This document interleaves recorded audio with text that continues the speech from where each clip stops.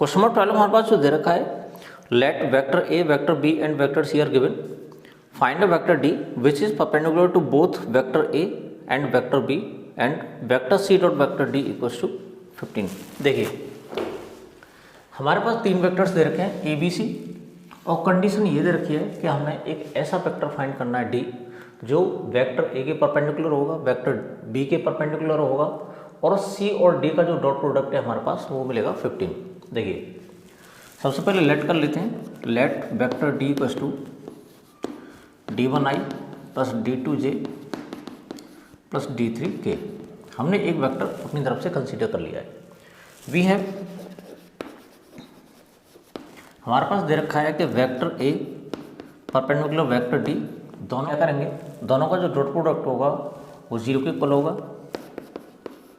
Vector A dot vector D equals to 0, तो दोनों का हम डॉट प्रोडक्ट फाइंड कर लेते हैं। ये हमारे पास मिलेगा d1 plus 4d2 plus 2d3 equals to 0। एक क्वेश्चन नंबर फर्स्ट कंसीडर कर लेंगे इसको। अब ये कह रहा है कि जो वेक्टर डी है वो वेक्टर बी के भी परपेंडिकुलर है, यानी vector B perpendicular vector D, it implies vector B dot vector D equals to 0। दोनों का डॉट प्रोडक्ट 0 होगा, तो हम इसके साथ में इसका डॉट प्रोडक्ट फाइंड करेंगे तो ये जाएगा 3d1 minus 2d2 plus 7d3 equals to 0। Question number second. और इसके अलावा उसने एक चीज़ और दे रखी है, वेक्टर सी का डी के साथ में डॉट प्रोडक्ट जो दे रखा है वो दे रखा है 15। तो इसके साथ में इसका डॉट प्रोडक्ट निकालते हैं, तो ये vector C dot vector D equals to 15, यानी हमारे पास हो जाएगा 2d1 minus d2 plus 4d3 equals to 15। Question number third. ये हमारे पास तीन क्वेश्चंस हो गए, तीन इक्वेशंस हो गए। तीनों इक्वेशंस को हम सॉल्व करेंगे। इससे d1 d2 d3 की वैल्यू फाइंड करेंगे और इन तीनों वैल्यूज़ को हम वेक्टर डी में पुट कर लेंगे। देखिए फाइंड कैसे करते हैं। हमारे पास सबसे पहले ये जो दो इक्वेशंस हैं फर्स्ट और सेकंड, इन दोनों को सॉल्व करेंगे। तो यहाँ सॉल्व करने के लिए सबसे पहले हम क्या करेंगे, d1 या d2 इन दोनों में से किसी भी एक इनके जो कोफिशिएंट्स हैं इनको इक्वल कर लेंगे, यानी एलिमिनेशन मेथड का हम यूज़ करेंगे। तो उसके लिए मैं करना क्या है, यहाँ पर हमने क्या किया, फर्स्ट वाली इक्वेशन को और सेकंड वाली इक्वेशन को देखा, तो इसमें अगर 3 से मल्टीप्लाई कर लें तो d1 दोनों इक्वल हो जाएंगे। तो हमें मिलेगा equation number first multiply by 3, तो यहाँ हो जाएगा 3d1 plus 12d2 plus 6d3 equals to 0। और अगर हम इसमें यहाँ लिख लेते हैं इसको, तो ये मिलेगा 3d1 minus 2d2 plus 7d3 equals to 0। Subtract कर लेते हैं। सब्ट्रैक्ट करेंगे तो ये साइन चेंज हो जाएंगे सबके, ये कैंसिल हो जाएगा हमारे पास। तो ये बनेगा हमारे पास 14d2 minus d3 equals to 0। एक तरह से हम कह सकते हैं d3 की वैल्यू 14d2, ये हो जाएगा।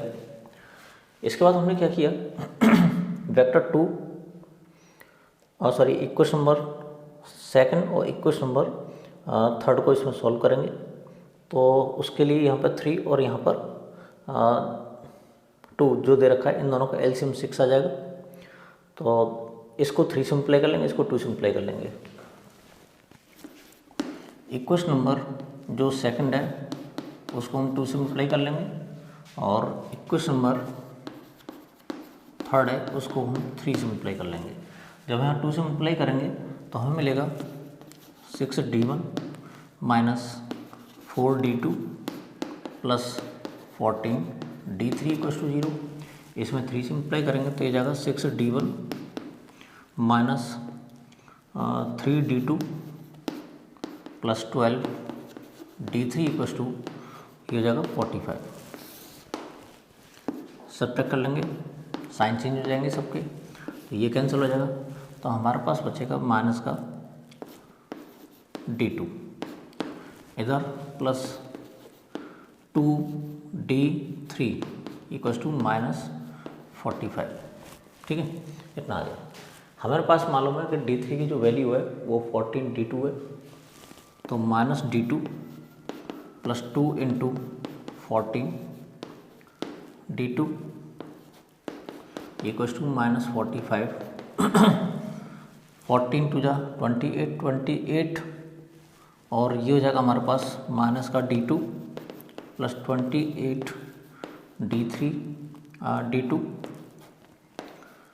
45 माइनस का, दोनों को सॉल्व करेंगे तो 27 D2 इक्वल्स टू -45। इससे हमें D2 की जो वैल्यू मिलेगी -45 अपॉन 27, 9 3 जा 9 5 जा, यानी D2 की जो वैल्यू है -5 अपॉन 3, ये मिल गई हमें। इसके अलावा इस D2 की वैल्यू को अगर हम यहाँ पुट करते हैं तो हमें D3 मिल जाएगा। D3 है 14 D2 14 मल्टीप्लाई बाई माइनस का 5 अपॉन 3 -70 अपॉन 3। हमें D2 की वैल्यू मिल चुकी है, D3 की वैल्यू मिल चुकी है। अगर इन दोनों वैल्यूज़ को हम इक्वेशन नंबर फर्स्ट में पुट कर लेते हैं तो हमें D1 की वैल्यू मिल जाएगी। तो यहाँ D1 प्लस 4 इंटू D2 की वैल्यू -5 अपॉन 3 प्लस 2D3, तो यहाँ हो जाएगा -70 upon 3 equals to 0।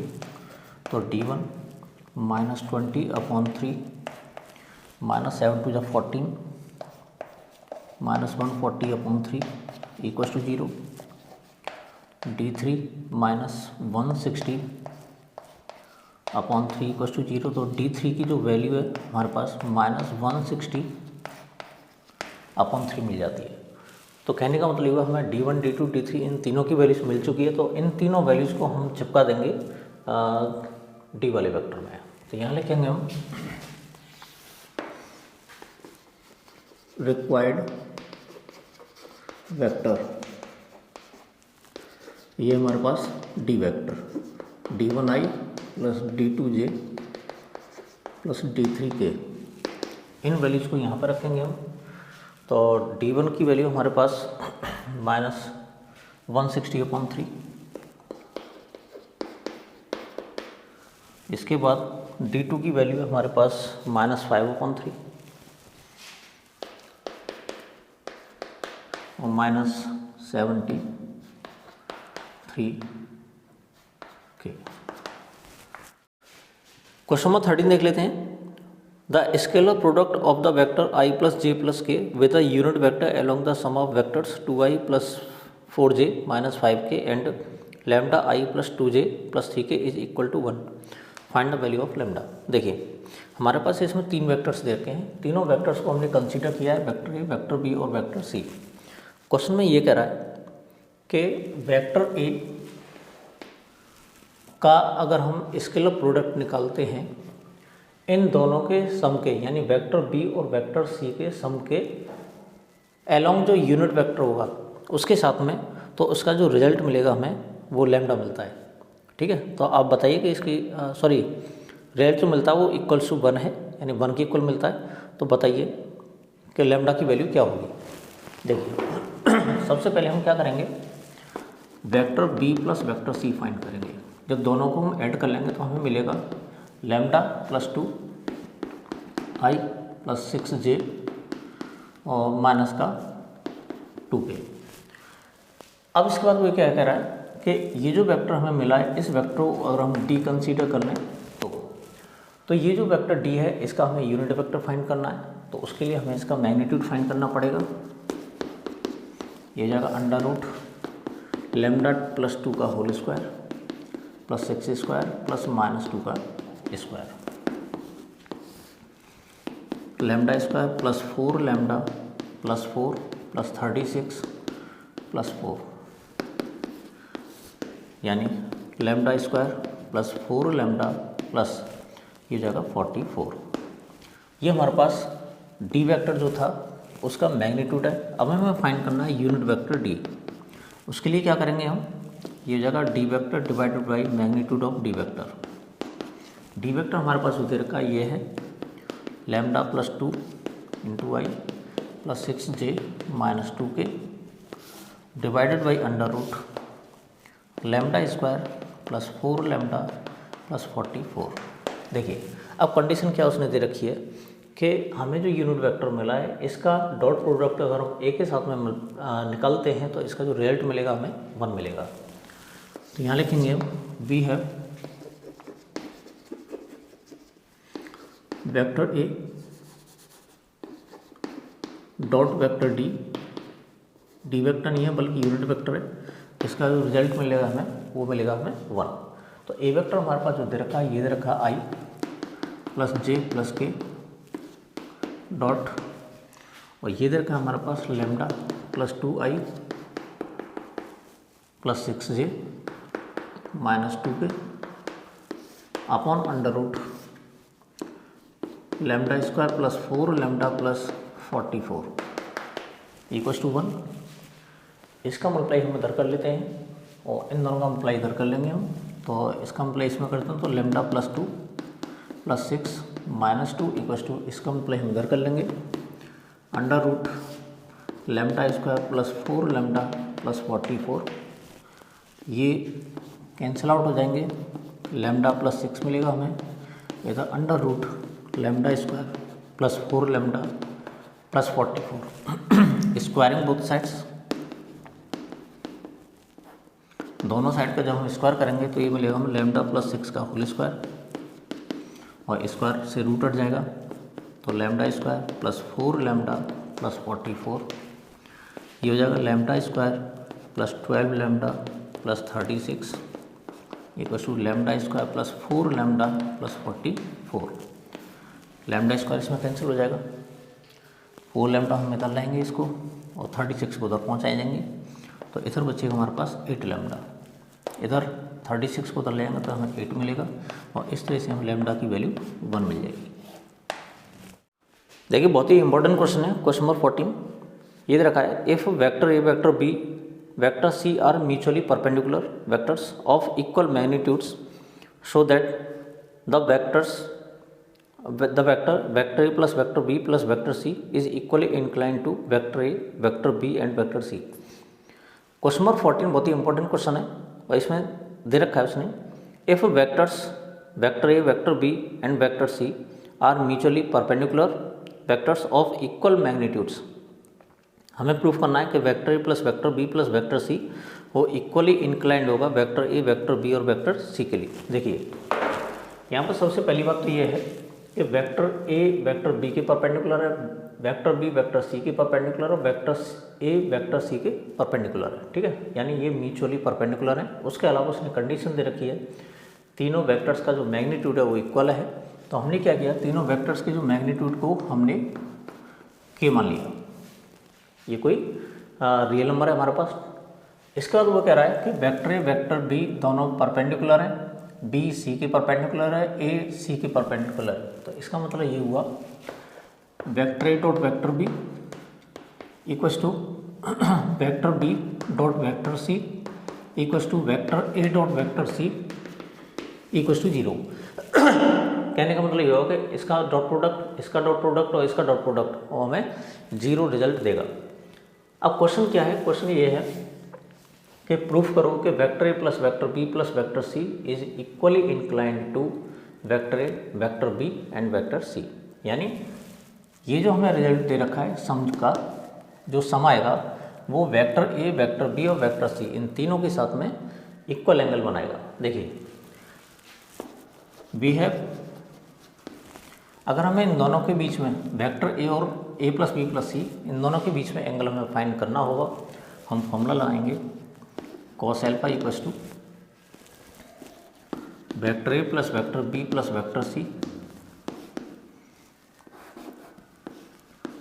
Dot vector A upon vector A plus vector B plus vector C का मैग्नीट्यूड इंटू वेक्टर ए का मैग्नीट्यूड। ठीक है, अब हमने क्या किया, इसका मल्टीप्लाई किया इसमें। जब इसका मल्टीप्लाई इसमें करेंगे vector A dot vector A plus vector A dot vector B plus vector A dot vector C upon vector A plus vector B plus vector C इसका मैग्नीट्यूड डॉट वेक्टर ए का magnitude. हमें मालूम है ये जो result है इसको हम लिख सकते हैं वेक्टर ए का मैग्नीट्यूड का स्क्वायर प्लस ये 0 हो जाएगा, ये भी 0 हो जाएगा, upon vector A plus vector B plus vector C का मैग्नीट्यूड डॉट वेक्टर ए का मैग्नीट्यूड। अगले स्टेप में हम लिखेंगे अपॉन ये हो जाएगा vector A plus vector B plus vector C into vector A का मैग्नीट्यूड। इससे ये खत्म। और हमें मालूम है इसकी जो वैल्यू हमने मानी थी वो के मानी थी, K upon magnitude of vector A plus vector B plus vector C, ये मिलता है हमें। इसके बाद हम फाइंड करेंगे इस सम का वेक्टर बी के साथ में डॉट प्रोडक्ट निकलता है या फिर इन दोनों की हेल्प से इन दोनों के बीच में कॉस बीटा। यहाँ पर जो कॉस बीटा होगा ये हो जाएगा vector A plus vector B plus vector C dot vector B upon magnitude of vector A plus vector B plus vector C dot vector B का मैग्नीट्यूड। जब इसको हम सॉल्व करेंगे तो vector A dot vector B plus vector B dot vector B plus vector B dot vector C upon magnitude vector A plus vector B plus vector C dot vector B का magnitude. इन दोनों terms की value 0 हो जाएगी, हमारे पास बचेगा vector B का magnitude का square upon vector A plus vector B plus vector C dot vector B का मैग्नीट्यूड। इससे ये खत्म। हमारे पास रिजल्ट जो आता है इसकी वैल्यू के है vector A plus vector B plus vector C का मैग्नीट्यूड। ये हमारे पास कॉस बीटा की वैल्यू। सिमिलरली इसी तरह से अगर हम कॉस गामा की वैल्यू निकालते हैं तो वो भी हमें K upon vector A plus vector B plus vector C का मैग्नीट्यूड ये मिलेगा। तो हम कह सकते हैं कि cos alpha cos beta cos gamma, so cos alpha equals to cos beta equals to cos gamma, तीनों की वैल्यू इक्वल होगी। और ये तभी पॉसिबल है कि अल्फा बीटा और गामा तीनों एंगल्स इक्वल होंगे। तो इसका मतलब हम कह सकते हैं कि ये जो vector A plus vector B plus vector C का जो रिजल्ट है वो वेक्टर ए वेक्टर बी और वेक्टर सी तीनों के साथ में इक्वल एंगल सबटेंड करता है। बात कर लेते हैं क्वेश्चन नंबर 15 की। क्वेश्चन नंबर 15 में हमें दे रखा है कि प्रूफ कीजिए कि vector A plus vector B dot vector A plus vector B equals to square of magnitude of vector A plus square of magnitude vector B. ये तभी पॉसिबल होगा अगर वेक्टर ए और वेक्टर बी दोनों आपस में परपेंडिकुलर होंगे, जहाँ पर वेक्टर ए और vector B non zero vectors हैं। हमने क्या किया, हमने एज्यूम कर लिया, ये लेट कर लिया कि vector A plus vector B dot vector A plus vector B का जो डॉट प्रोडक्ट है हमें इसके इक्वल दे रखा है। और इसकी हेल्प से हमें प्रूफ करना है कि वेक्टर ए और वेक्टर बी आपस में परपेंडिकुलर होंगे। देखिए हमने इसका इसमें डॉट प्रोडक्ट फाइंड किया तो vector A dot vector A plus vector A dot vector B plus इसका इसमें करेंगे तो vector B dot vector A plus vector B dot vector B equals to ये हो जाएगा, ये हो जाएगा हमारे पास वेक्टर ए के मैग्नीट्यूड का square plus vector A dot vector B plus ये कम्यूटेटिव होता है, इस वजह से इसको हम लिख लेंगे vector A dot vector B और ये हो जाएगा वेक्टर बी का मैग्नीट्यूड का स्क्वायर। इन दोनों को भी हम इधर ले आएंगे,